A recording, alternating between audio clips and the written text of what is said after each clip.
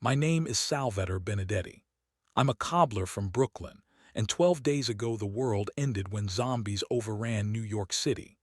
While everyone else ran or died, I barricaded myself inside my family's shoe repair shop with nothing but leather scraps and cobbler tools.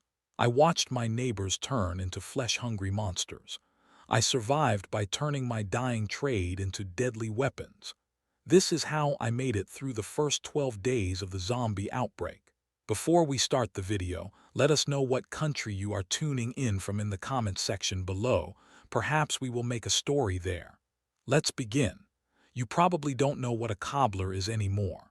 Most people think I work at some bakery making peach cobbler or something like that. No, I fix shoes. I repair boots. I take leather that's been walked on, torn up, and forgotten, and I make it whole again. My name is Salvatore Benedetti, but everyone in the neighborhood called me Sal. I ran a small shoe repair shop on Atlantic Avenue in Brooklyn, squeezed between Maria's Bodega and Chen's Dry Cleaning. The sign outside read Benedetti and Sons, even though my son Tommy wanted nothing to do with the family business. He said it was embarrassing, outdated, a waste of time in a world where people just throw things away and buy new ones. I guess he was wrong about that last part. The shop had been in my family for 3 generations. My grandfather Giuseppe started it in 1947 when he came back from the war. He used to tell me stories about how good boots saved his life in Italy, how knowing leather and having the right tools meant the difference between living and dying. I thought they were just old man stories, the kind of thing grandfathers tell their grandsons to make them feel important about carrying on traditions nobody cares about anymore. He would run his weathered fingers along a piece of leather and say, "Salvatore, a man's shoes tell his whole story. Where he's been, where he's going, how hard he works, how much he cares about himself." Then he would look at me with those serious dark eyes and add, "Good boots will save your life someday, remember that." I remember rolling my eyes when I was 12. What could an old Italian immigrant know about survival in modern America? We had hospitals and police and fire departments. We had insurance and social services and 911. Nobody needed to worry about their boots saving their lives. Turns out the old man knew more than I gave him credit for. My shop was small, maybe 400 square feet total, but every inch had a purpose. The front counter where customers dropped off their shoes, the workbench where I performed surgery on soles and heels, the wall of tools that most people mistook for medieval torture devices. Behind the counter, a narrow staircase led down to the basement where I stored leather, thread, dyes, and all the materials that kept the business running. The basement was cramped and smelled like 50 years of leather treatment, but it was organized exactly how my grandfather taught me. Everything in its place, nothing wasted, always prepared for whatever job came through the door. I kept emergency supplies down there too, not because I was some crazy survivalist, but because growing up in Brooklyn in the 80s and 90s taught you to be ready for anything. Blackouts, strikes, riots, hurricanes. A few cases of water, some canned food, a battery, radio, basic medical supplies. My ex-wife Rita used to call it paranoid. She said normal people don't stockpile supplies in their business basement like we're expecting World War III. Maybe that's part of why she left. She wanted someone who looked forward, not someone who spent his days fixing old things and preparing for disasters that might never come. Guess I showed her. The work itself was meditation for me, taking something broken and making it whole again. Feeling the leather respond to heat and pressure, watching a destroyed soul come back to life under my hands. Most of my customers were working people. Construction workers who needed their steel-toed boots resoled every 6 months. Office workers who had one good pair of dress shoes they couldn't afford to replace. Elderly people on fixed incomes who remembered when shoes were investments, not disposable fashion statements. Mrs. Rodriguez was one of my regulars. Sweet lady in her 60s who cleaned office buildings downtown. Every few months she would bring in her husband Miguel's work boots, these heavy steel-toed Timberlands that took a beating on construction sites. Miguel was too proud to come in himself, said it made him feel poor to have his boots repaired instead of buying new ones. But Mrs. Rodriguez understood value. She would drop off those boots with a smile and always asked about my health, my family, whether I was eating enough. Sometimes she brought me homemade tamales wrapped in foil, still warm from her kitchen.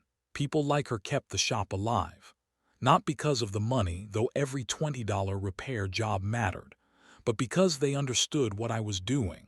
They respected the craft, the skill, the idea that fixing something was better than throwing it away. In a world that seemed designed to make everything temporary, they still believed in permanence. Tuesday, October 3rd, started like any other day. I opened the shop at 8 in the morning, turned on the small radio I kept on the workbench, and started organizing the jobs that had come in over the weekend. Mrs. Rodriguez arrived around 9:30 with Miguel's boots, the same steel-toed Timberlands I had resoled twice in the past year and a half. The leather was quality, built to last, but the soles were worn smooth from concrete and asphalt. Miguel says to tell you these boots are cursed, she said with a laugh, setting them on the counter. He thinks maybe you put some kind of magic in them that makes them last too long. I picked up one of the boots and examined the wear pattern. The heel showed Miguel walked slightly to the left, probably favoring an old injury. The toe area had scuff marks from kneeling, and the sides showed the characteristic wear of someone who spent 10 hours a day on his feet. Every shoe tells a story, just like my grandfather used to say. No magic, I told her, just good leather and proper care. Miguel takes care of these boots, they take care of him. She nodded and pulled out her wallet. He also says to ask if you can make them quieter.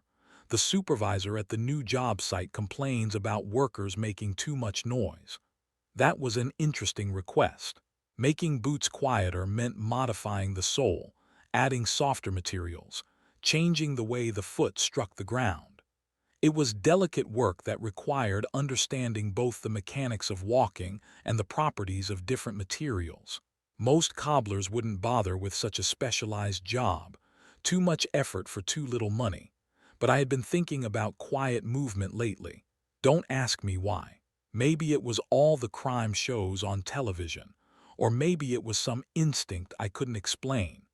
I had been experimenting with different sole materials, testing how various combinations of rubber and leather affected sound.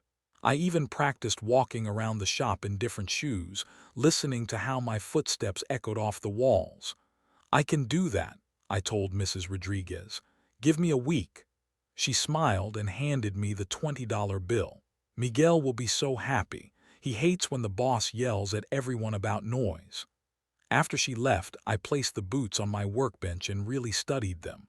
Good bones, solid construction, plenty of life left in the leather. The kind of boots that could last another 5 years with proper maintenance. I made some notes about the repair work needed and the noise reduction modifications, then filed them with the other jobs waiting for attention. The radio was playing some talk show about local politics, nothing that seemed important. I remember thinking how predictable everything felt. Tuesday morning, regular customers, familiar problems with familiar solutions. The same routine I had followed for 15 years since taking over the shop from my father, who had followed the same routine for 25 years before that. I should have been paying more attention to the news. Around noon, Mr. Kim stopped by to pick up a pair of dress shoes I had polished and reheeled the week before. Black leather Oxfords, probably 15 years old but well-maintained. Mr. Kim worked at a bank downtown and believed that appearance mattered in business. He was one of the few customers who understood that good shoes were an investment in professional success. But something was different about him that day. He seemed agitated, kept looking over his shoulder toward the street. When I handed him the shoes, his hands were shaking slightly. "Everything okay, Mr. Kim?" He hesitated, then shook his head. "Probably nothing. Strange things happening at work today. People calling in sick, some kind of stomach bug going around. 3 people from my department didn't show up, and 2 others went home early." Management is talking about closing the branch early if more people get sick. I nodded politely. October was flu season after all. Hope you don't catch whatever it is. Me too. He paid for the shoes and headed toward the door, then stopped and turned back. Sal, you ever think about keeping this place locked up tighter? I noticed you don't have security cameras or an alarm system. That was an odd question. Mr. Kim had been coming to my shop for 5 years and never mentioned security before. The neighborhood's not that bad. Plus, who's going to steal old shoes and leather scraps? He shrugged, but I could tell he wasn't satisfied with my answer. Just seems like things are getting stranger out there. People acting different, more aggressive. My wife says the grocery store was crazy yesterday, people fighting over bottled water like there was some kind of shortage. After he left, I found myself looking at the front door more carefully. It was solid wood with a reinforced frame, installed by my grandfather back when this neighborhood was a lot rougher. The lock was industrial grade, and there was a steel security gate that I pulled down every night. During the day, though, the shop was wide open. Big windows facing the street, easy access for customers. I had never thought of it as vulnerable before, but Mr. Kim's nervousness was contagious. I started noticing things I usually ignored. The way people walked past the shop windows, faster than normal, looking around like they expected trouble. The unusual number of sirens in the distance. The fact that Mrs. Chen hadn't stopped by to pick up her weekly shoe repair, which she had done every Wednesday for 8 years without fail. I turned up the radio to catch the news at the top of the hour. The announcer mentioned some kind of incident at a water treatment facility upstate, something about contamination and health department investigations. Nothing that seemed to affect Brooklyn directly, but it explained why people might be worried about bottled water. The afternoon brought a steady stream of customers, but each one seemed a little off. More impatient than usual, more likely to complain about wait times or prices. Mrs. Patterson snapped at me when I told her the heel repair on her pumps would take 3 days. Old Mr. Vasquez, who usually chatted about baseball for 10 minutes, grabbed his Resoled work boots and left without saying goodbye. By 4 o'clock, I was starting to feel like everyone in the neighborhood had caught the same case of bad nerves, including me. I decided to close early and use the extra time to catch up on repairs. Wednesday was always busy, and I like to have a clean slate going into the middle of the week. I pulled down the security gate and locked up, then settled in at my workbench with Miguel's boots and my notes about noise reduction. The work was soothing, familiar. Removing the old soles, preparing the leather, selecting the right materials for the replacement. I had done this thousands of times, but every job was slightly different. Every shoe had its own personality, its own requirements. These boots wanted to be quiet, so I would make them quiet. I was deep into the repair work when I heard the first screams. At first, I thought it might be kids playing in the street or maybe a domestic argument in one of the apartments above the shops. Brooklyn was full of noise, and you learned to tune out most of it. But these screams were different, more intense, more desperate, and they kept getting closer. I set down my tools and listened more carefully. Car horns blaring, not the usual traffic pattern but sustained, panicked honking. More screams from multiple directions now. And underneath it all, a sound I couldn't quite identify, like rushing water but wrong somehow. I climbed the stairs from the basement and looked through the small window in the front door. The security gate blocked most of my view, but I could see people running.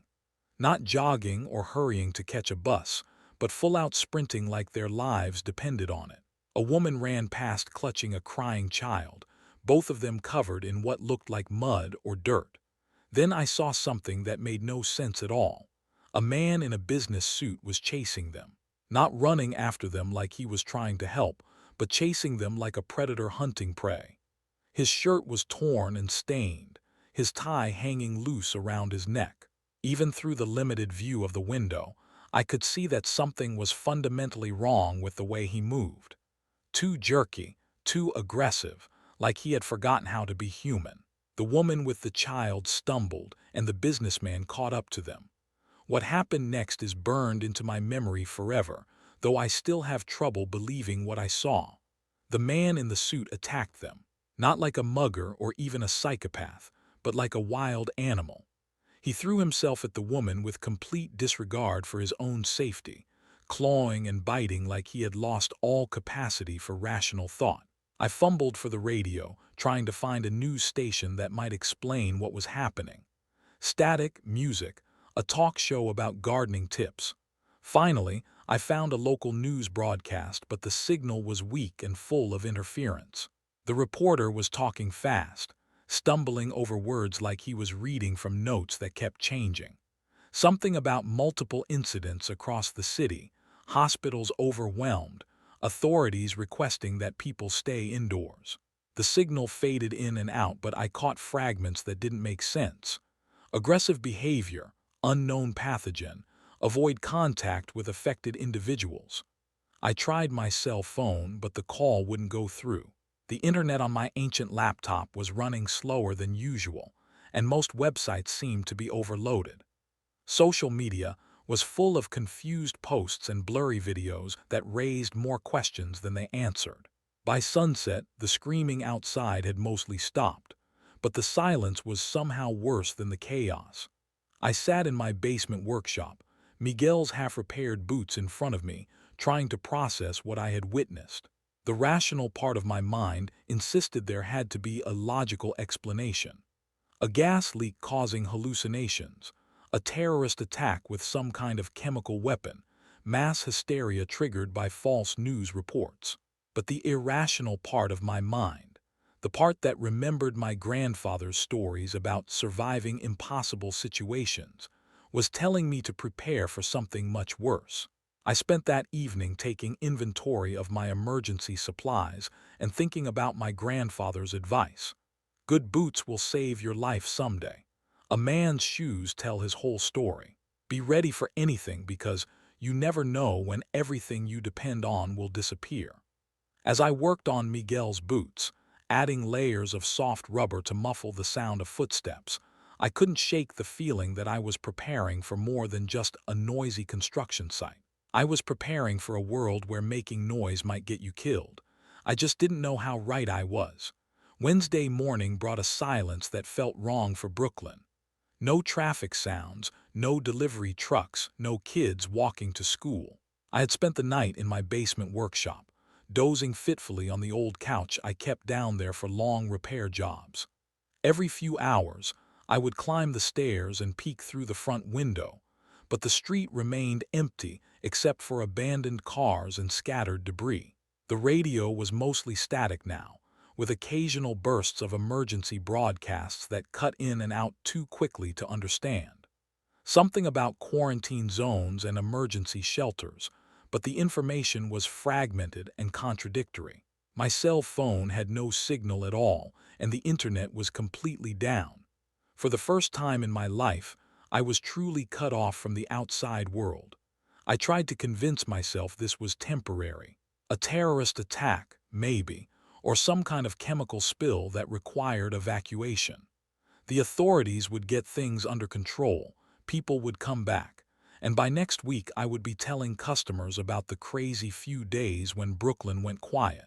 But deep down, I knew something fundamental had changed. The world I had lived in for 52 years was gone, and whatever was coming next would require different skills. Skills my grandfather had tried to teach me. I went back to the basement and found the old wooden crate where I kept family documents and photographs. Under my father's discharge papers and my parents' marriage certificate, I found what I was looking for. My grandfather Giuseppe's journal from the war, written in a mixture of English and Italian, with sketches of boot repairs and equipment modifications scattered throughout the pages. I had looked through it before, mainly out of curiosity about family history. But now I read it differently, looking for practical information about survival in dangerous times. Giuseppe had been part of the Italian resistance during the German occupation, using his cobbler skills to help Allied soldiers and partisans move quietly through enemy territory. The journal was full of technical notes about creating silent footwear, waterproofing equipment, and improvising tools from salvaged materials. One entry, dated March 1944, caught my attention. The war has taught me that any skill can become a weapon if you think about it correctly. Today, I helped a British pilot whose boots were falling apart. Instead of just fixing them, I modified the soles to eliminate sound and added hidden compartments for maps and radio parts. He said I was crazy to spend so much time on one pair of boots when the whole world was falling apart. I told him the world falls apart one step at a time, and good boots can keep you alive while everything else crumbles. Below that, in faded ink, he had written something that made my hands shake. Remember, Salvator will read this someday. When dark times come again, and they always do, the skills that seem useless will save your life. Sharp tools, good materials, and the patience to do things right. These are not just for making shoes. These are for surviving when civilization forgets how to protect its people. How had he known to write that? How had he known I would need to read it? I spent Wednesday morning studying every page of the journal, trying to decode my grandfather's mixture of technical advice and philosophical observations. He had developed techniques for moving silently through occupied territory, creating weapons from everyday tools, and improvising shelter and supplies from salvaged materials. Most importantly, he had learned to see ordinary objects as potential survival equipment. By noon, I had made a decision. I was going to stay in the shop and prepare for whatever was happening outside. The building was solid, with thick brick walls and minimal windows. The basement was well stocked and hidden from street view. Most importantly, I had tools and materials that could be adapted for purposes my grandfather would have understood. I started by securing the shop more thoroughly. The front door was already reinforced, but I added additional bracing using wooden beams from old shipping crates. I boarded up the windows from the inside, leaving small gaps for observation, while blocking direct sight lines from the street. The basement entrance was concealed behind the main workbench, and I made sure it could be secured from below if necessary. Then I began the real work, converting my cobbler's workshop into a survival station. My tools were already sharp, a habit ingrained by decades of precision work. But now I studied them with new eyes, seeing potential weapons and defensive equipment. The curved leather knives could pierce and cut. The awls were basically ice picks with wooden handles. The hammers were perfectly balanced for striking. Even the edge burnishers, normally used for smoothing leather cuts, could function as small clubs. I spent the afternoon organizing my materials by potential use rather than traditional function. Heavy leather could become armor or shields. Industrial thread could serve as rope or binding material. Metal hardware from shoe repairs could be fashioned into blades or impact weapons. Rubber soles could muffle sound or provide grip on different surfaces. But the most important discovery came from testing the environment of my shop itself. The basement was saturated with decades of leather dyes, oils, and chemical treatments. The smell was so strong and complex that it had become invisible to me over the years.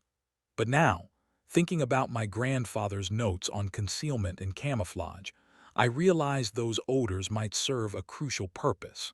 If whatever was happening outside involved predators hunting by scent, my shop might be the perfect hiding place. The chemical smells could mask human odor, confusing any creature that relied on smell to track prey. It was a theory I hoped never to test, but it gave me confidence that I had chosen the right place to wait out the crisis. Around 3 o'clock Wednesday afternoon, I got my first real look at what had taken over my neighborhood. I was adjusting the boards on the front window when I heard footsteps outside. Slow, shuffling steps that didn't sound like normal human walking. I pressed my eye to one of the observation gaps and saw something that contradicted everything I thought I knew about the world. Mrs. Rodriguez was standing in the middle of Atlantic Avenue, swaying slightly like she was drunk or dizzy. But it wasn't Mrs. Rodriguez anymore, not really. Her clothes were torn and stained with dark patches that could have been mud or blood. Her hair hung loose and tangled around a face that was pale and waxy, like meat that had been left out too long. And her eyes, the warm brown eyes that had smiled at me over countless shoe repairs, were now milky white and unfocused. She was looking in my direction, but not seeing me. Her head moved from side to side like she was searching for something, sniffing the air like an animal trying to catch a scent. Then she opened her mouth, and I saw that her jaw hung at an unnatural angle, like it had been broken and never healed properly. The sound that came out of her throat was nothing human. A low moan mixed with clicking noises, like she was trying to speak but had forgotten how language worked. It was the sound of hunger and confusion, and something that might have been pain. I watched her for maybe 10 minutes, trying to understand what I was seeing. She moved without purpose, stopping randomly to examine parked cars or pieces of trash. When a pigeon landed near her feet, she lunged for it with sudden violence, but her movements were clumsy and uncoordinated. The bird flew away easily, but the attempt revealed something terrifying about her condition. Whatever had happened to Mrs. Rodriguez, it had left her with the instincts of a predator, but without the intelligence or physical capability to be an effective one. She was driven by hunger or aggression, but operating on pure reflex rather than conscious thought. It was like watching someone sleepwalk through a nightmare where they had become the monster. As the afternoon wore on, more of them appeared. People I recognized from the neighborhood, transformed into something that was technically still human but fundamentally different. Mr. Patel from the newsstand, the teenage girl who worked at the pizza place, the elderly man who fed pigeons in the small park 2 blocks away. All of them moving with that same shuffling, purposeless gait. All of them making those horrible clicking, moaning sounds. But the most disturbing thing was how they behaved around my shop. They would approach the security gate, sometimes even pressing their faces against the metal bars, but they never seemed to detect my presence inside. They would sniff the air, make their hungry noises, then move on like they had lost interest. The combination of the reinforced structure and the chemical odors was working exactly as I had hoped. By evening, I had counted at least 20 of them wandering through the area. They seemed to be searching for something, but their search patterns were random and ineffective. Sometimes they would cluster together in small groups, but there was no communication or coordination between them. They were like individual broken machines operating on the same defective program. I spent Wednesday night reading more of my grandfather's journal and making detailed observations of the creatures outside. Giuseppe had written extensively about understanding your enemy before trying to fight or evade them. Every predator has patterns, weaknesses, limitations. Learn these things before you make your first move, because you might not get a second chance. The creatures were definitely predators, but they were impaired predators. They relied heavily on sound and smell, but their vision seemed poor, especially in low light. They were attracted to movement but could lose track of targets if the movement stopped suddenly. They had some kind of pack instinct, but no real cooperation or communication abilities. Most importantly, they seemed incapable of problem-solving or planning ahead. This information was valuable, but it also raised disturbing questions. If these things had been regular people just 2 days ago, what had caused such a dramatic transformation? Was it reversible? How far had it spread? And most critically, was I immune to whatever had caused this change, or was I just lucky so far? Thursday morning brought my first real test. I was in the basement, working on a pair of boots I had decided to modify for silent movement, when I heard something that made my blood freeze. A woman's voice, calling for help from somewhere nearby. Not the broken moaning of the creatures, but actual human speech with words and emotion and desperate intelligence. "Please, somebody help me. I know someone's in there. I can see the light under the door." The voice was coming from the apartment building next to my shop, a 3-story structure with retail space on the ground floor and residential units above. I had been watching it for signs of survivors but hadn't seen any movement until now. I climbed to the main floor and listened more carefully. The voice was definitely human, definitely female, and coming from one of the upper floors. She was calling out periodically, sometimes pleading for help, sometimes just talking to herself like she was trying to stay calm. This presented me with an impossible choice. My grandfather's journal emphasized the importance of helping other survivors when possible, but also warned against taking unnecessary risks that could compromise your own safety. The woman sounded genuinely distressed, but reaching her would require leaving the security of my shop and exposing myself to whatever creatures were patrolling the streets. I spent most of Thursday morning wrestling with this decision, listening to her increasingly desperate calls while studying the layout of the neighboring building. There was a narrow alley between my shop and the apartment building, maybe 15 feet wide. If I could cross that gap and reach the fire escape on the side of the building, I might be able to help her without exposing myself to street-level dangers. The problem was that 15 feet of open space. Even if no creatures were visible when I made the crossing, they could appear at any moment. And once I was in the other building, I would be committed to helping the woman whether or not I could get her back to the safety of my shop. By noon, her voice was getting weaker, and I could hear real despair creeping in. She had stopped calling for help and started talking to herself about her family, her regrets, her fear of dying alone. It was heartbreaking to listen to, but it also told me she was running out of time. I made the decision to attempt a rescue. I spent Thursday afternoon preparing equipment for the crossing.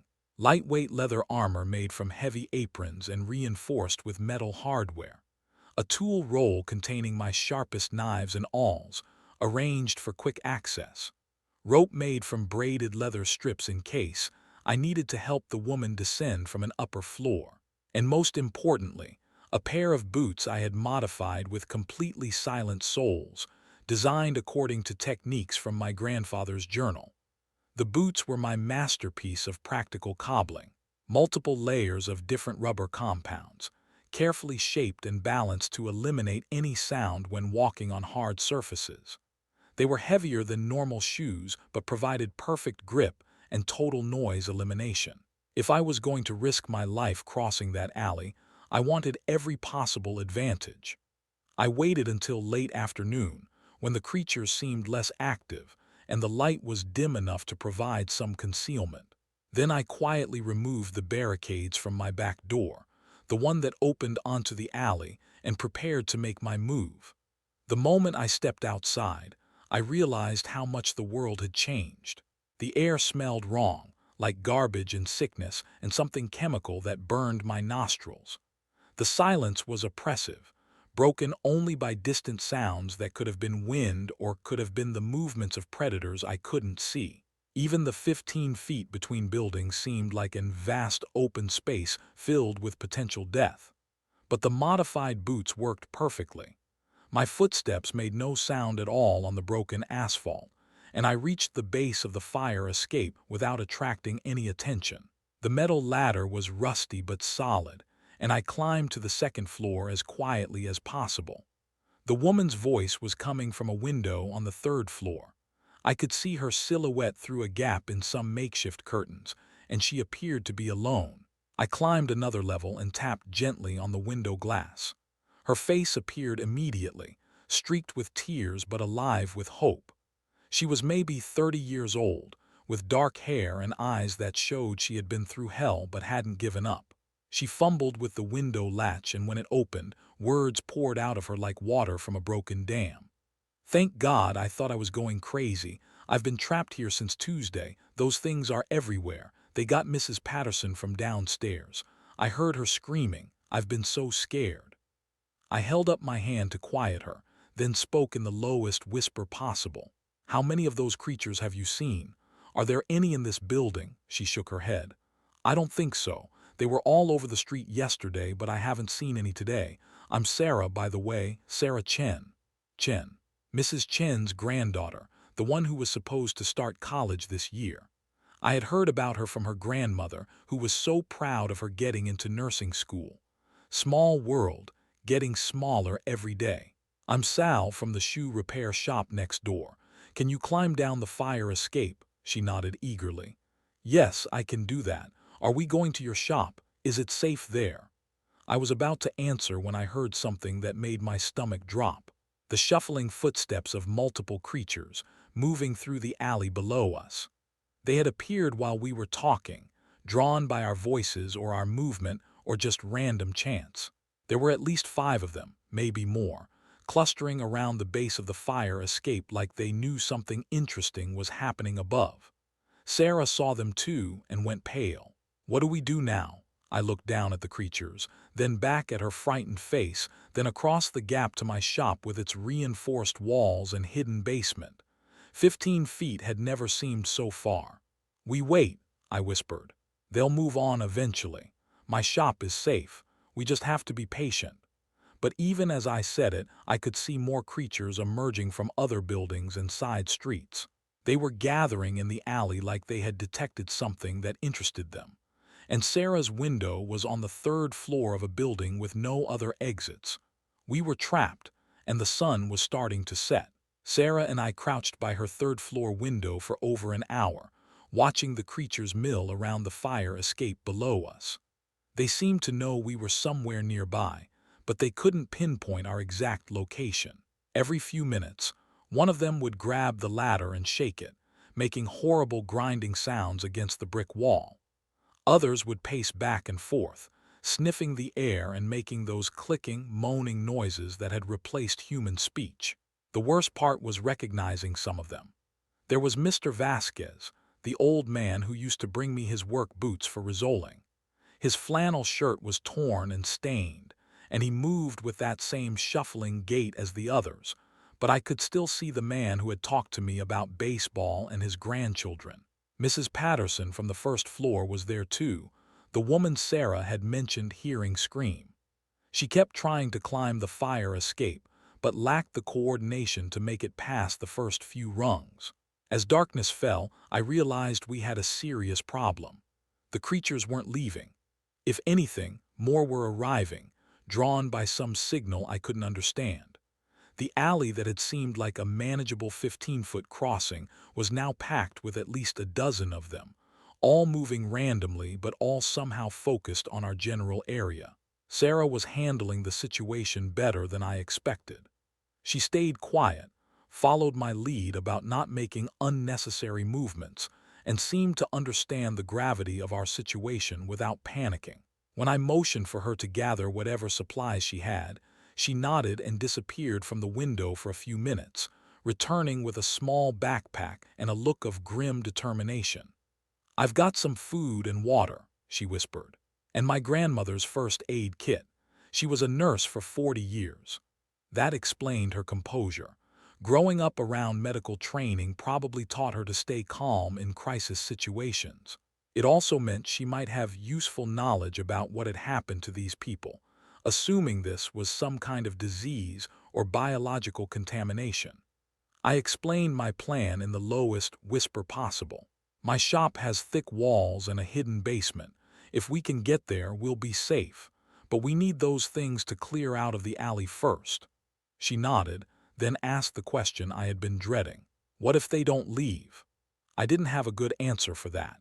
My grandfather's journal had plenty of advice about evading human enemies, but these creatures weren't following human logic. They seemed driven by instincts I didn't understand, operating on sensory inputs that might be completely different from normal human perception. We waited until midnight, taking turns watching while the other rested. The creatures showed no signs of losing interest. If anything, they were becoming more agitated as the night progressed. Several times, groups of them would suddenly converge on one spot in the alley, like they had detected something significant. Then they would disperse again, resuming their aimless wandering. Around 2 in the morning, I made a decision that probably saved both our lives. Instead of continuing to wait for the creatures to leave, I decided to test their behavior more systematically. I needed to understand how they hunted, what attracted them, and what might drive them away. I pulled a coin from my pocket and flicked it toward the far end of the alley, away from my shop. The small metallic sound immediately drew the attention of several creatures, who shuffled toward the noise but lost interest when they found nothing there. That told me they were definitely hunting by sound, but they also needed some kind of confirmation once they reached the source. Next, I tried dropping a small piece of leather near the fire escape.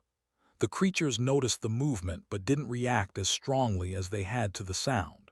Visual detection was secondary to audio detection, which matched my earlier observations about their behavior. The most important test came when I accidentally knocked my elbow against the window frame, making a soft thumping sound. Every creature in the alley immediately turned toward our building and began moving in our direction. But they didn't look up. They clustered around the base of the building, searching for the source of the sound at ground level. That gave me crucial information about their limitations. They could hear quite well, but they had trouble determining the vertical source of sounds.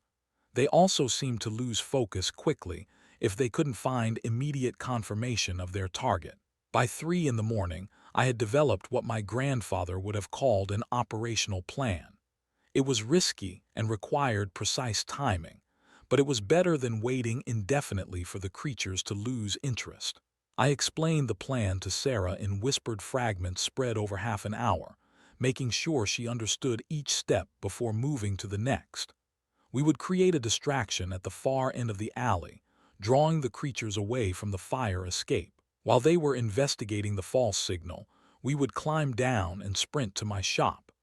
The success of the plan depended on moving quietly until the last moment, then moving faster than the creatures could react.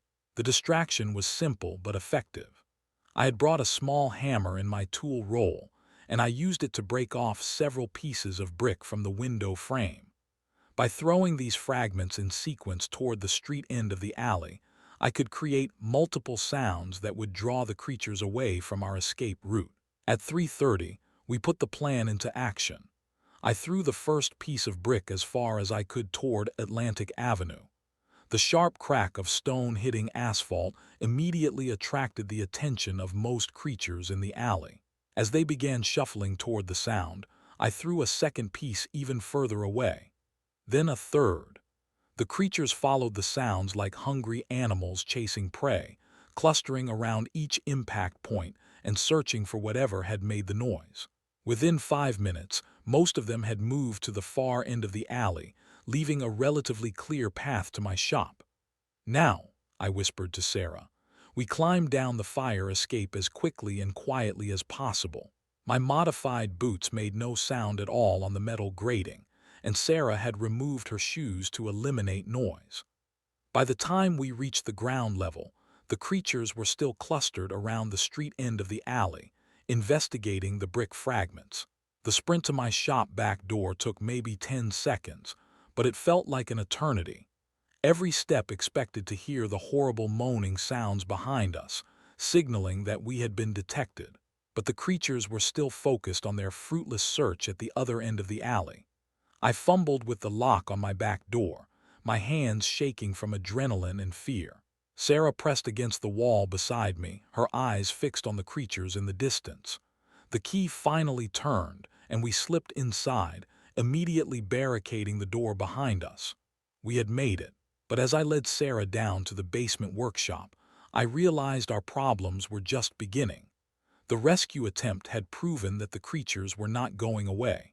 They were actively hunting, following sound and movement with enough persistence to pose a constant threat. My shop was secure for now, but it was also a trap. We were safe as long as we stayed inside, but leaving for supplies or seeking other survivors would be extremely dangerous. Sarah seemed to understand this as quickly as I did. While I restored the barricades and checked our concealment, she explored the basement with the practical eye of someone assessing a long-term survival situation. "How much food and water do you have?" she asked. I showed her my emergency supplies, enough for one person to survive maybe 2 weeks if rationed carefully. For 2 people, we were looking at a week at most, and that was assuming we could purify water from the shop's small utility sink. "What about your grandmother?" I asked. "Mrs. Chen, was she with you when this started?" Sarah's face darkened. "She was visiting my aunt in Queens when the first reports came in." I tried calling her Tuesday night, but the phones were already down. I don't know if she made it out or if she's even alive. Mrs. Chen had been one of my most reliable customers for 8 years. Every Wednesday, she would bring in shoes for herself and various family members, always paying exactly on time and always asking about my health and business. The idea that she might be dead or transformed into one of those creatures was almost unbearable. But dwelling on losses we couldn't confirm wouldn't help our immediate situation. Sarah and I needed to focus on practical survival problems, starting with the fact that we now had half the supplies for twice the people. I spent the next few hours showing Sarah around the workshop and explaining the modifications I had made for security and concealment. She was impressed by the thoroughness of my preparations, but also concerned about sustainability. "This is good for hiding," she said, "but what happens when we run out of food? Those things aren't going anywhere and we can't stay down here forever." She was right, of course. I had prepared for a temporary crisis, not a permanent transformation of society. If the creatures were here to stay, we would need to develop new strategies for finding supplies and potentially connecting with other survivors. We spent Friday morning working together to improve our situation. Sarah had practical medical knowledge that complemented my technical skills. She helped me set up a better water purification system using materials from my first aid kit and workshop supplies. I showed her how to modify shoes for silent movement and how to weaponize basic tools. But the most important thing we did was establish a systematic observation schedule. One of us would always be monitoring the street through our concealed viewing points, tracking creature movements, and looking for patterns we could exploit. What we discovered over the course of Friday was both encouraging and terrifying. The creatures did follow patterns, but not human ones. They were most active during the day, clustering around areas where they had detected interesting sounds or smells. At night, they spread out more, moving through the neighborhood in loose groups that seemed to be following some kind of patrol route. More disturbing was the evidence that they were learning, or at least adapting. The brick distraction trick that had worked Thursday night was less effective when I tested it Friday afternoon. The creatures still responded to sounds, but they lost interest more quickly, like they had developed some kind of immunity to false signals. Even worse, their physical condition seemed to be deteriorating rapidly. Mrs. Rodriguez, who had looked merely sick on Wednesday, was now visibly decomposing. Her skin had taken on a gray, waxy appearance, and she moved with increasing difficulty. But this decay didn't seem to reduce her aggression or her single-minded focus on hunting. "They're dying," Sarah observed after watching them for several hours. "Whatever happened to them, it's killing them slowly. The question is whether they'll die fast enough to solve our problem." That was a chilling way to think about our former neighbors, but Sarah was probably right. If the creatures were in the process of dying, we might only need to survive long enough for them to finish decomposing. The problem was that we had no way of knowing how long that might take. Friday evening brought our first major scare since the rescue attempt. I was working on reinforcing our food storage containers when Sarah, who was on watch duty, made a sharp hissing sound that meant immediate danger. I dropped my tools and moved to the observation point, where she was pressed against the wall with a look of genuine terror on her face. "There's one inside the building next door," she whispered. "In my apartment." Through the narrow gap in our boarded window, I could see movement in Sarah's third-floor apartment. A dark silhouette moving back and forth across the windows, searching through the rooms she had abandoned the night before. It was one of the creatures, definitely, but how had it gotten up there? We watched for almost an hour as the thing methodically explored Sarah's apartment. It knocked over furniture, pulled apart her belongings, and seemed particularly interested in areas where she had spent time. The bed, the kitchen table, the chair by the window where she had called for help. "It's following my scent," she realized. "It knows I was there and it's trying to figure out where I went." This was a terrifying development. If the creatures could track individual scents well enough to follow a trail from hours earlier, Our safety margin was much smaller than we had thought. They weren't just hunting randomly. They were hunting us specifically. The creature spent most of the night in Sarah's apartment, occasionally appearing at the windows to stare out at the street. Sometimes it would press its face against the glass, like it was trying to see through the darkness to whatever had caught its attention. And several times it seemed to be looking directly at our shop. "Does it know we're here?" Sarah asked. I didn't have an answer. The chemical odors from decades of leather treatment might be masking our scent, but they weren't eliminating it completely. If a creature could follow Sarah's trail from the street to her third-floor apartment, it might eventually be able to follow our combined scents from her apartment to my shop. Saturday morning brought confirmation of our worst fears. The creature was still in Sarah's apartment, but now it had been joined by others. I counted at least 4 distinct figures moving through the rooms, all of them focused on the same methodical search pattern. They were working together, not through communication or planning, but through some kind of shared instinct that allowed them to coordinate their hunting behavior. Worse, they had begun to show interest in my shop. Several times during the morning, one of them would appear at Sarah's window and stare directly at our building for minutes at a time. They couldn't see us through our concealment, but they knew something was different about our location. By noon Saturday, we had a pack of 8 creatures split between Sarah's apartment and the alley outside my shop. They weren't actively trying to break in yet, but they were clearly investigating our area with increasing persistence. "They're going to figure it out eventually," Sarah said. "Maybe not today, but soon. We need to either find a way to throw them off our trail or find a way to get out of here." She was right. Our safe house was becoming a trap, and the creatures were slowly tightening the noose. We needed a new plan, and we needed it before they lost patience with subtle investigation and moved to direct assault. That afternoon, I made a decision that would change everything. Instead of continuing to hide and hope the creatures would lose interest, I decided to study them systematically. If we were going to survive in a world dominated by these things, we needed to understand them completely.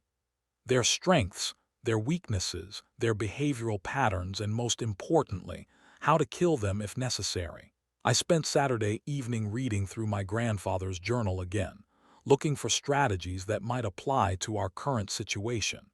Giuseppe had faced human enemies who could think and plan and adapt to changing circumstances. These creatures were different, operating on instinct rather than intelligence, but that might actually make them more predictable in some ways.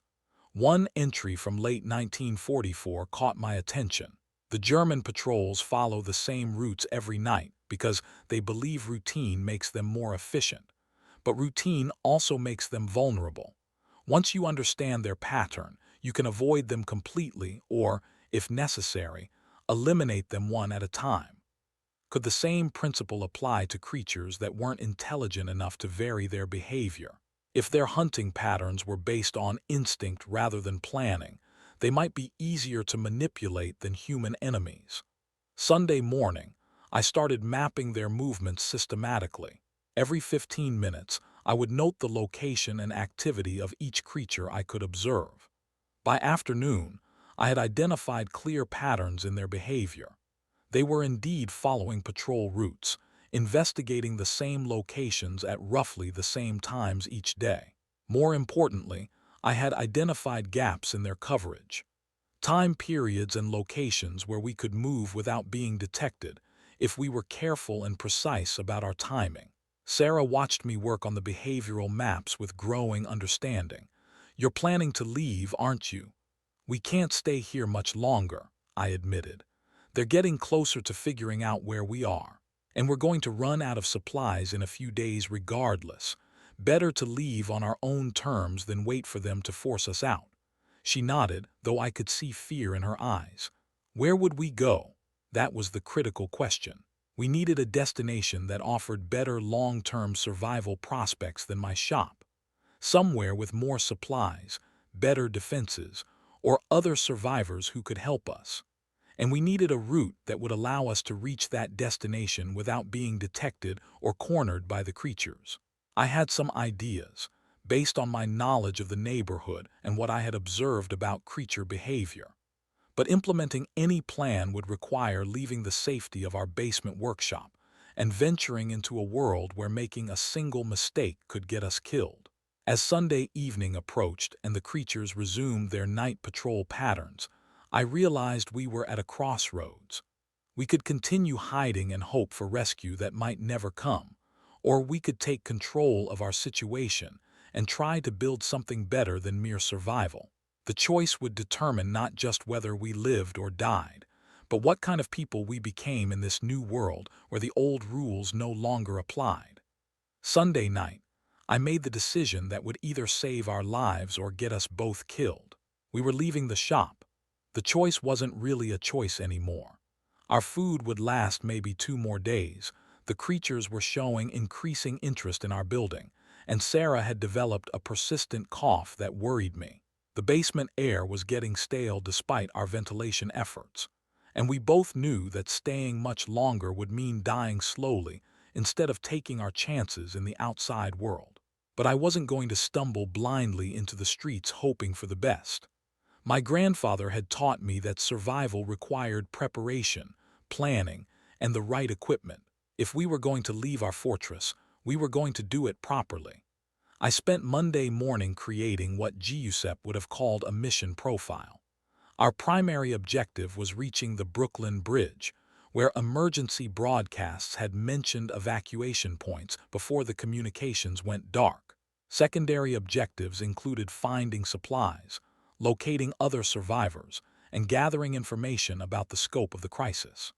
The route I chose avoided major streets where creatures seemed to congregate, instead following a path through back alleys, service roads, and utility corridors that I knew from 30 years of living and working in the neighborhood. Total distance was about 2 miles, which should take us maybe 40 minutes if we moved carefully and didn't encounter major obstacles. But first, we needed the right equipment. I had been working on our gear modifications for days, applying techniques from my grandfather's journal to create survival equipment from Cobbler's materials. For Sarah, I crafted a complete set of silent footwear using the softest rubber compounds and multiple sound-dampening layers.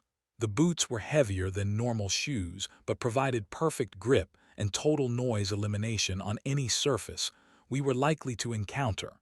Her armor was more complex. I used the heaviest leather from my premium materials stock, cutting and shaping pieces that would protect her vital organs without restricting movement.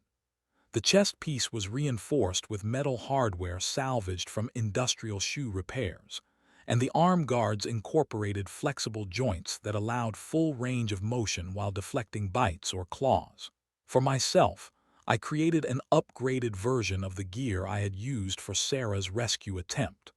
The armor was thicker and more comprehensive, designed for someone who might need to fight rather than just evade. My boots incorporated steel toe reinforcements and heel spikes that could serve as weapons if necessary. The tool roll on my belt held every sharp implement from my workshop, arranged for instant access. But the most important piece of equipment was something I created Tuesday morning, inspired by a passage in Giuseppe's journal about moving through occupied territory. My grandfather had written about creating false scent trails to confuse enemy patrols. By carrying materials with strong, distinctive odors, resistance fighters could mask their human scent or even mislead tracking dogs. The principle seemed applicable to creatures that hunted primarily by smell. I prepared several small containers filled with the most pungent leather treatments from my chemical supply. When opened, these containers would release odors so strong and complex that they should overwhelm any creature's ability to detect human scent. They could also serve as distractions, drawing creatures toward false targets while we moved in different directions. Sarah watched me work with a mixture of admiration and concern. "You're turning us into medieval knights," she observed, testing the weight and flexibility of her armor. "My grandfather survived a war using techniques like this," I replied. "The materials are different, but the principles are the same: protection, concealment, and the element of surprise." Tuesday afternoon, I conducted final tests of all our equipment. The armor was flexible enough to allow rapid movement, but strong enough to deflect the kind of damage we had seen creatures inflict. The chemical distractions worked exactly as intended, creating scent clouds so powerful that even we couldn't detect normal odors within their range. Most importantly, our modified footwear allowed us to move through the basement workshop in complete silence. We were as ready as we were going to be. Tuesday evening, I found the final entry in my grandfather's war journal. It was dated April 1945, just weeks before the German surrender, and the handwriting was shaky with exhaustion or emotion. Tomorrow, we leave this place and try to reach the Allied lines. I do not know if we will survive, but I know we cannot stay here any longer. The skills I learned as a cobbler have kept us alive when everything else failed. Sharp tools, good materials, and the patience to do things correctly. These are not just for making shoes. These are for making the impossible possible. If Salvador ever reads this, remember that courage is not the absence of fear.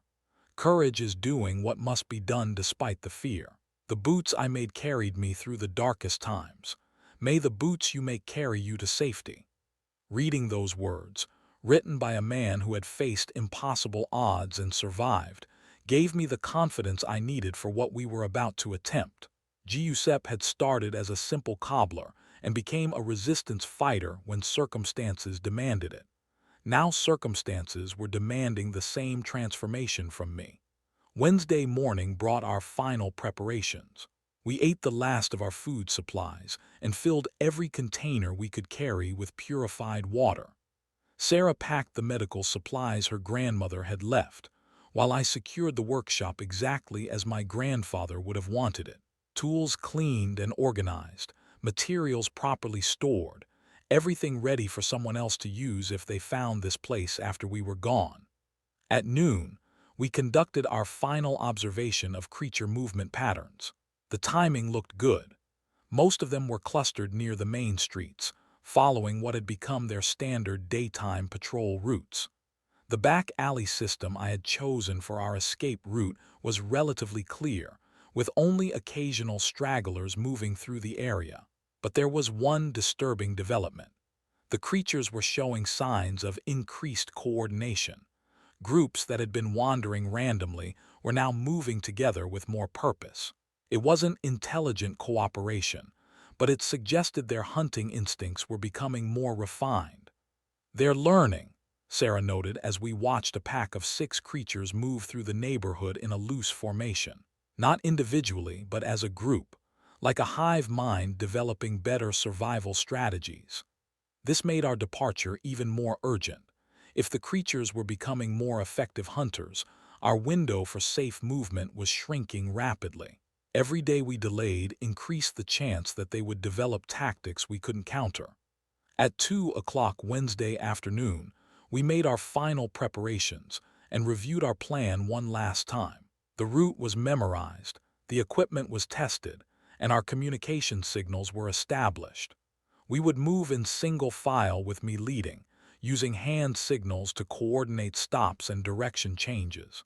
If we were separated, we would attempt to rendezvous at predetermined waypoints, but survival took priority over staying together. At 2:30, we opened the back door of my shop for the last time and stepped into a world that no longer belonged to human beings. The first thing that hit me was the smell.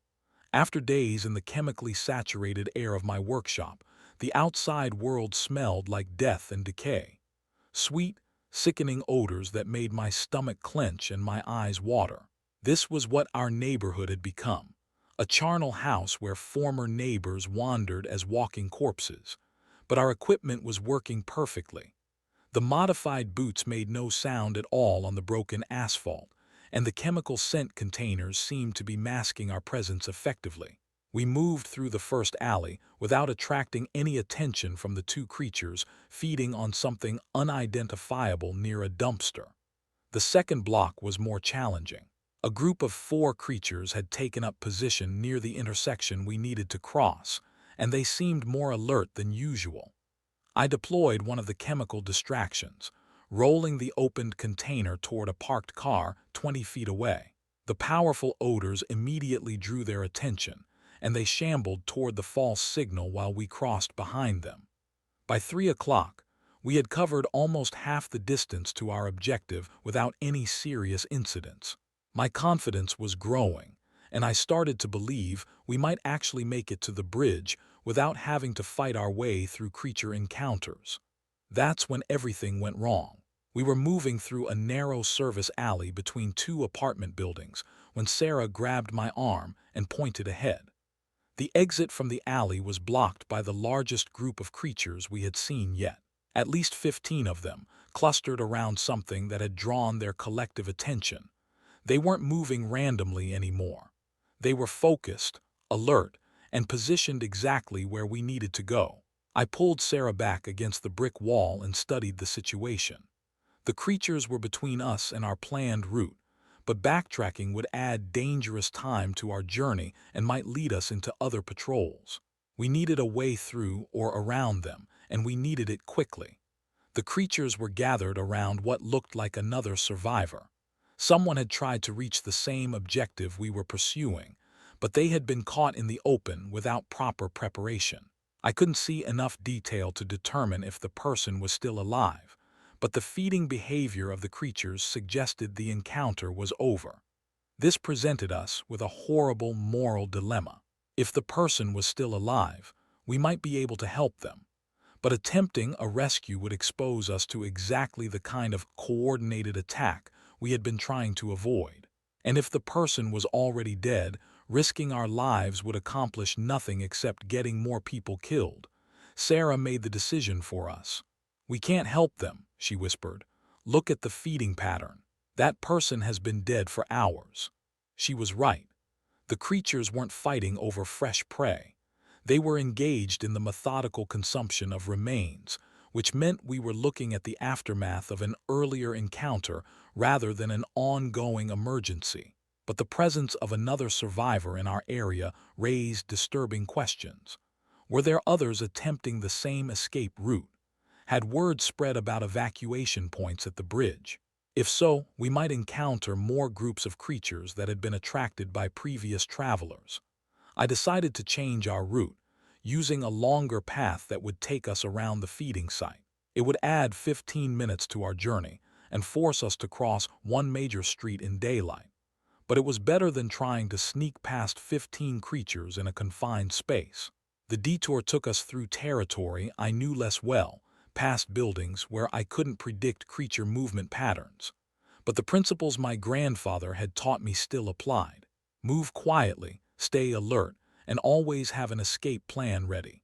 We had almost reached the major street crossing when we encountered our first real test.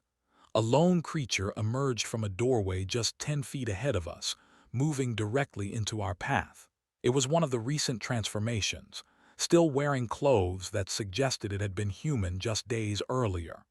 A business suit, relatively clean, with a briefcase still clutched in one decomposing hand. The creature stopped when it saw us, tilting its head like it was trying to process unexpected information. For a moment, we all stood frozen in a tableau that might have been comical under different circumstances. Two humans in improvised armor facing off against a businessman who had forgotten how to be human. Then the creature opened its mouth and made that horrible clicking moan that served as their hunting call. I moved without thinking, driven by reflexes developed through 30 years of precision work with sharp tools. The curved leather knife came out of my tool roll and into the creature's throat before it could complete the sound that would summon others. The blade went in clean and came out cleaner, and the thing that had been a human being collapsed without making another noise. Sarah stared at me with a mixture of shock and respect. "Have you done that before?" "No," I admitted, cleaning the blade on the creature's jacket, "but I've been practicing the motion in my head for days." It was true. Every night since this started, I had visualized exactly that scenario. The approach, the strike, the follow-through. My grandfather's journal had emphasized the importance of mental rehearsal for situations where you wouldn't get a second chance to figure out the right technique. But knowing I could kill one of these things, and actually doing it were very different experiences. The creature had been someone's father or brother or son before this happened. Taking its life, even in its transformed state, felt like crossing a line I could never uncross. Sarah seemed to understand what I was thinking. "It wasn't human anymore," she said quietly. "You did what you had to do to protect us." She was right, but that didn't make it easier. I had become someone who could kill efficiently and without hesitation. My grandfather had gone through the same transformation during the war, from craftsman to resistance fighter. Now I was following the same path, learning the same hard lessons about survival in impossible circumstances. We resumed our journey with increased urgency. The creature's death had been silent, but its absence would eventually be noticed by others. We needed to reach our objective before they started investigating. The major street crossing was terrifying but successful. We waited for a gap in creature patrols, then sprinted across 4 lanes of abandoned vehicles in under 10 seconds. My heart was pounding so hard I thought it might give away our position, but we reached the far side without attracting attention. By 4:30, we could see the approach to the Brooklyn Bridge, and what we saw made our hearts sink. The evacuation point that had been mentioned in emergency broadcasts was a disaster zone. Abandoned military vehicles, scattered supplies, and clear evidence of a massive panic that had ended in tragedy. The creatures hadn't just prevented people from reaching safety. They had turned the evacuation site into a feeding ground. But there was something else. Movement among the abandoned vehicles that looked too purposeful to be creatures. Humans moving carefully but deliberately through the wreckage. Other survivors who had reached the same conclusion we had.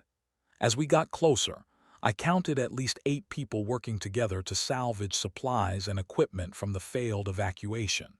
They had weapons, coordination, and most importantly, they had survived long enough to develop effective tactics for dealing with the creature threat. Sarah saw them too. "Think they're friendly?" That was the critical question. In a world where resources were scarce and danger was constant, other survivors could be allies or enemies. My grandfather's journal had warned about both possibilities, emphasizing the importance of approaching other groups carefully. But we needed allies more than we needed to avoid risks. Our supplies were exhausted, our safe house was compromised, and we had just learned that we could kill the creatures when necessary. It was time to stop hiding and start building something better than mere survival. I checked our equipment one final time, making sure our armor was secure and our weapons were accessible. Then I led Sarah toward the group of survivors, ready to discover whether we had found salvation or simply traded one danger for another. The next few minutes would determine not just our immediate survival, but our entire future in this transformed world. As we approached the group of survivors near the abandoned evacuation site, I kept my hands visible, but ready to reach my tools if necessary. My grandfather's journal had warned about the delicate balance of first contact with unknown groups. Show strength without appearing threatening, demonstrate value without revealing all your capabilities, and always maintain an escape route. The survivors had positioned themselves defensively among the military vehicles, with clear sight lines in all directions and multiple routes for retreat if they were overwhelmed. Someone among them understood tactical thinking, which was either very good news or very bad news depending on their intentions toward newcomers. A woman emerged from behind an overturned Humvee, carrying what looked like a modified crowbar and wearing improvised armor that reminded me of medieval chainmail. She was maybe 40 years old, with graying hair pulled back in a practical ponytail, and eyes that had seen too much but hadn't given up hope. "That's far enough," she called out when we were still 20 feet away. "State your business and show us your hands." I stopped immediately and raised my hands, making sure she could see the tool roll on my belt but keeping my posture non-threatening. "I'm Sal Benedetti. This is Sarah Chen. We're looking for other survivors and willing to trade skills for supplies." The woman studied us for a long moment, taking in our equipment and the way we moved. I could see her evaluating our potential as allies versus threats, the same calculation Sarah and I had been making about them. "I'm Dr. Martinez," she said finally. "These people are under my protection. What skills are you offering?" "I'm a cobbler," I replied. "I can repair and modify footwear, work with leather, and adapt tools for survival purposes. Sarah has medical training from her grandmother." Dr. Martinez's expression changed immediately when I mentioned medical training. "What kind of medical training?" Sarah stepped forward slightly. "Nursing basics, wound care, medication management. My grandmother was an emergency room nurse for 40 years. She taught me everything she could before this started." That was clearly what Dr. Martinez wanted to hear. She lowered her weapon and gestured for us to approach. "We've got wounded people and no one with proper medical knowledge. If you can help them, we can definitely work out an arrangement." As we moved closer, I got my first good look at the other survivors. 7 people total, ranging in age from maybe 20 to 60. A construction worker with a badly infected cut on his arm. An elderly man with what looked like a broken leg that had been improperly set. A teenage girl with fever symptoms that could indicate anything from dehydration to serious illness. But what struck me most was their equipment. These people had been improvising survival gear with impressive creativity. Modified weapons, improvised armor, and most tellingly, footwear that showed signs of attempted repair but lacked proper technique. Shoes held together with duct tape, boots with cardboard reinforcement, sneakers that were falling apart from constant use. Dr. Martinez followed my gaze and smiled grimly. "You're looking at our feet, aren't you? We've been trying to keep our shoes together with whatever we can find, but most of us are down to our last pair.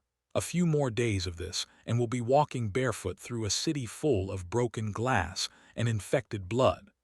This was exactly the kind of problem I had been born to solve. These people needed my skills as desperately as we needed their numbers and resources. It was the perfect foundation for mutual cooperation. "I can fix all of that," I told her. "And more importantly, I can teach you how to maintain your footwear so it lasts longer. But I'll need materials and tools."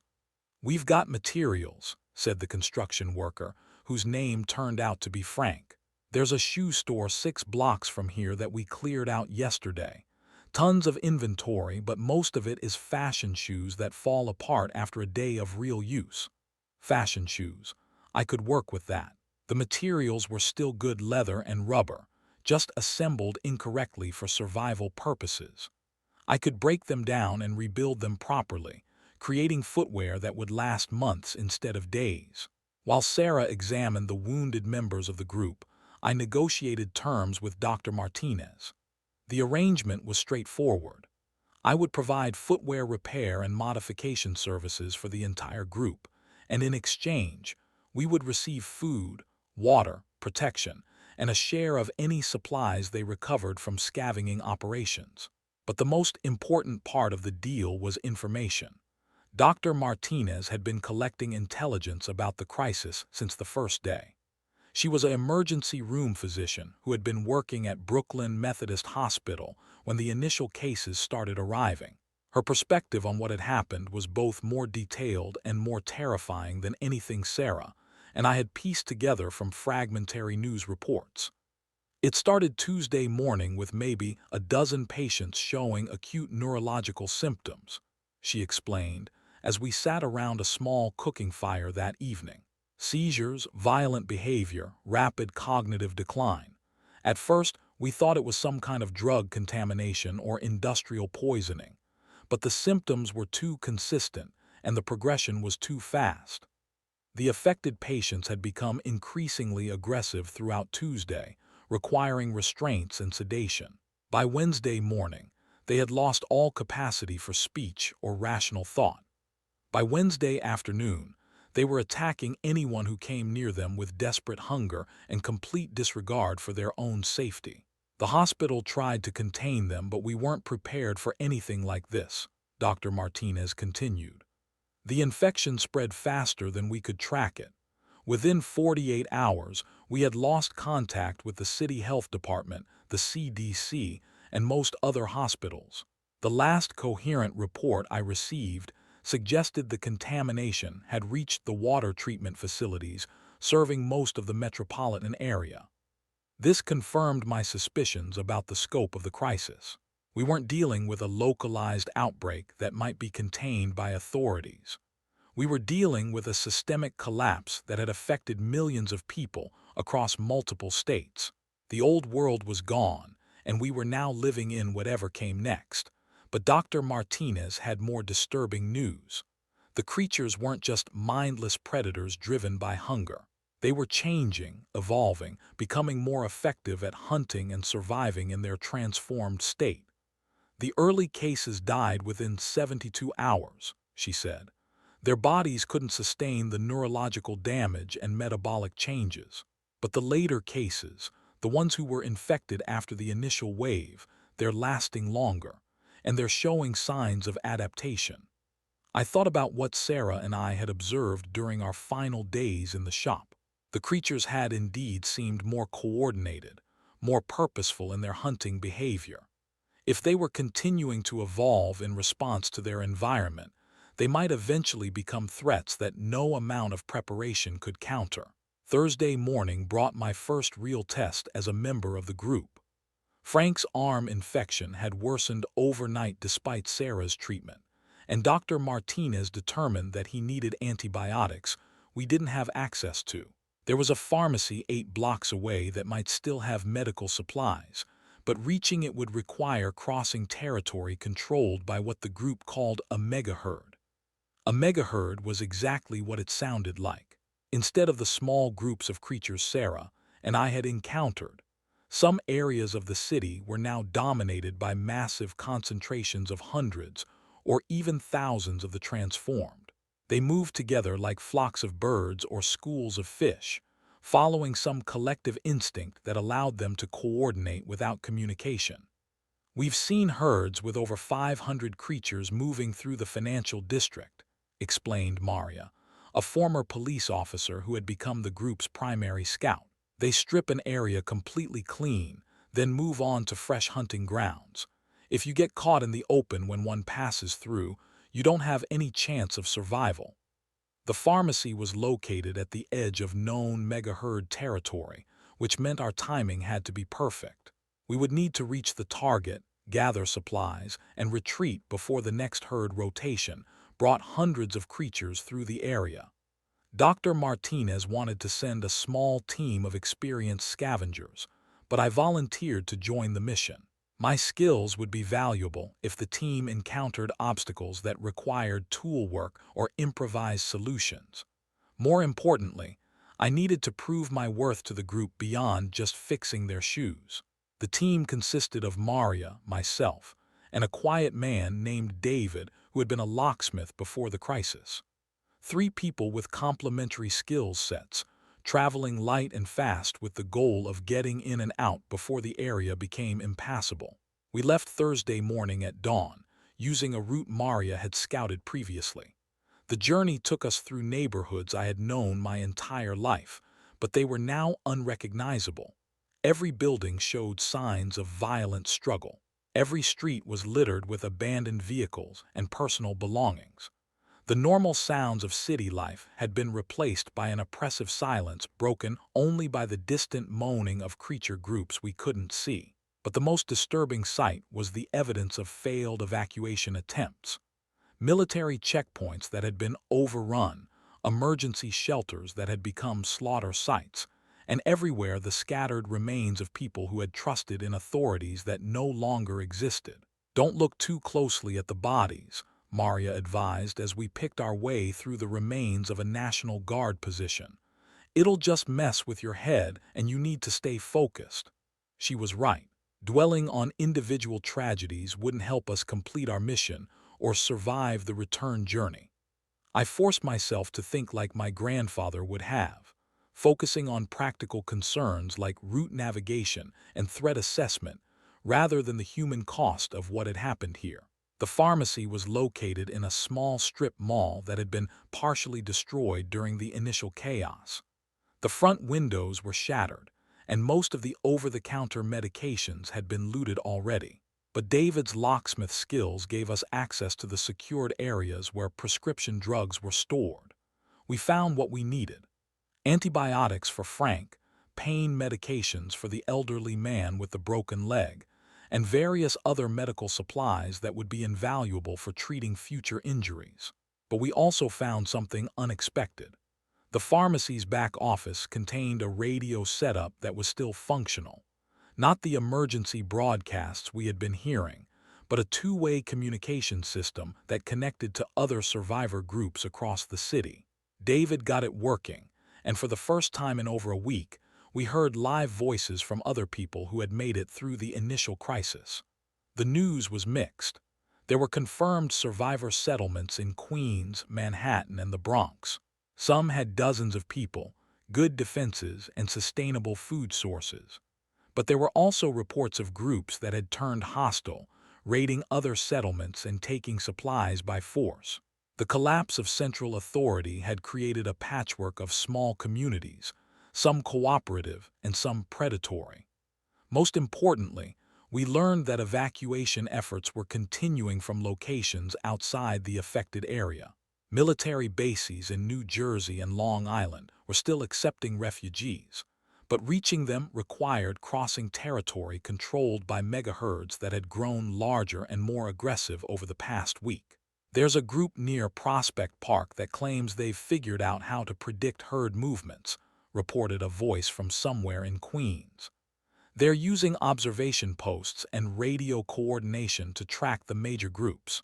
If they're right, there might be safe corridors for getting people out of the city. This was the first hopeful news we had received since the crisis began. The possibility of actual escape, not just survival, gave us something to work toward beyond day-to-day existence. But our radio time was cut short by Maria's urgent warning. "We've got movement to the west. Big movement. We need to leave now." Through the pharmacy's broken windows, I could see what had caught her attention. A dark mass on the horizon that looked like storm clouds but moved with too much purpose. It was a mega herd, and it was heading directly toward our location. We grabbed everything we could carry and ran. The return journey became a nightmare of stealth and speed. The mega herd was moving faster than we had expected, and our planned escape route was being cut off by creatures spreading out from the main group like scouts or hunters. We had to improvise detours, hide in abandoned buildings, and at one point crawl through a drainage tunnel to avoid detection. But we made it back to the group's position with the medical supplies, and more importantly, with information that could change our long-term survival prospects. Frank's infection responded well to the antibiotics, and the radio intelligence gave us our first realistic hope of reaching safety outside the city. That evening, as I worked on reinforcing the group's footwear with materials from the abandoned shoe store, I reflected on how much had changed in just 12 days. I had gone from a neighborhood cobbler worried about declining business to a survivor in a collapsed world where my skills were essential to keeping people alive. My grandfather's journal had prepared me for this transformation better than I could have imagined. The techniques he had developed for surviving wartime occupation applied perfectly to our current situation. Sharp tools, good materials, and the patience to do things correctly. These weren't just principles for making shoes. They were principles for building a new life in a world where the old rules no longer applied. But the most important lesson from Giuseppe's experience was that survival wasn't just about staying alive. It was about maintaining your humanity while adapting to impossible circumstances. Helping other people not because you had to, but because that's what separated us from the creatures that had taken over our city. As I worked on a pair of boots for Maria, reinforcing them with metal plates for protection and soft soles for silent movement, I realized that I had found my purpose in this new world. I wasn't just fixing shoes anymore. I was giving people the tools they needed to walk safely through hell. The group was planning to attempt contact with the Prospect Park settlement within the next few days. If their information about herd movement patterns was accurate, We might be able to coordinate a mass evacuation that could get dozens of people to safety. It would be dangerous, requiring precise timing and flawless execution, but it was our best chance of escaping the city before the megaherds grew large enough to make movement impossible. My grandfather had been right about everything. Good boots really could save your life. I just never thought I would be the one making them in a world overrun by zombies. But as I put the finishing touches on Maria's reinforced footwear, I knew that every stitch, every modification, every small improvement I made was helping to keep hope alive in a world that had forgotten what hope looked like. We had survived the first 12 days. Now it was time to start planning for the rest of our lives.